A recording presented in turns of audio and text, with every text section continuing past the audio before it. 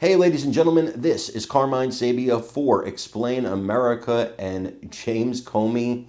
Wow, his fate is in the hands of Judge Jeanine Pirro, and that's going to be a problem for him.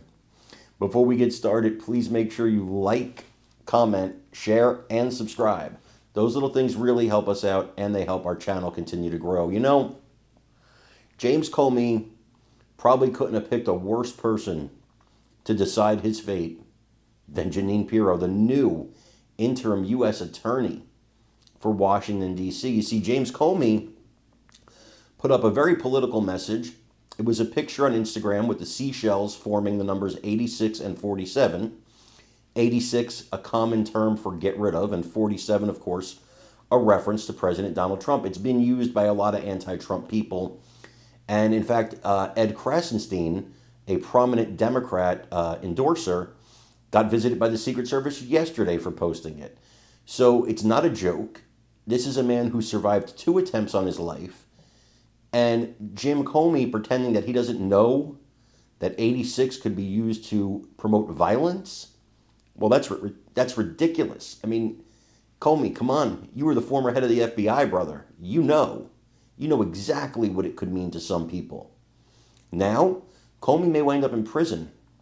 And it may be at the hands of Jeanine Pirro, who now holds his fate in her hands. I want you guys to watch this and let me know what you think in the comments. We're told Comey was interviewed voluntarily after being contacted by the Secret Service. That decision on whether or not to ultimately charge him, which we don't know if it's going to happen yet, could lie with Jeanine Pirro, who is the new interim U.S. attorney in Washington.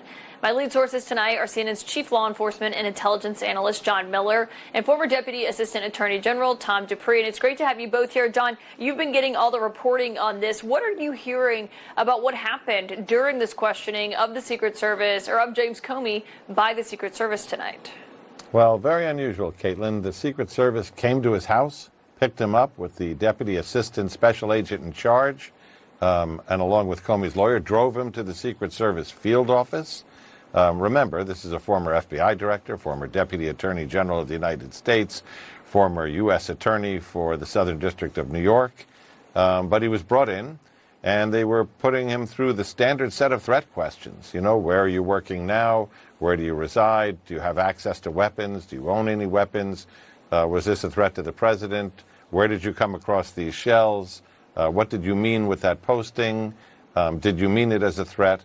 And they dutifully recorded that interview along with their investigation that goes with it, and they'll give that to the U.S. attorney either in Washington, D.C., or just as likely in North Carolina, where this beach and these shells allegedly were, to determine if it fits any statute which calls for a clear threat. It's a crime to threaten the President of the United States, a specific crime, but it still has to be a clear threat, and this might not be that. John, is any of this normal in your view? Is this typically how silly social